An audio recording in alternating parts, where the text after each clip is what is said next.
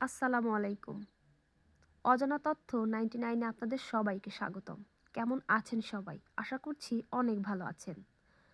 কক্সবাজার এসে যদি আপনি মেরিন ড্রাইভ বা জিরো পয়েন্টে না দেখেন, তাহলে আপনার কক্সবাজার ট্যুরটাই অপূর্ণতা থেকে যেতে পারে। ভিডিওতে দেখতে পাচ্ছেন একপাশে সমুদ্র আর অন্য পাশে পাহাড়। এই দৃশ্য দেখতে হলে অবশ্যই আপনাকে মেরিন ড্রাইভ রোডে যেতে হবে।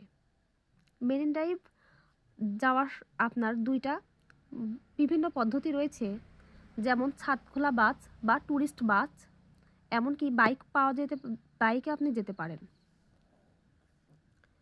একপাশে পাহাড় আর একপাশে সমুদ্র, এমন দৃশ্য আমার মনে হয় পৃথিবীতে আর কোথাও নেই।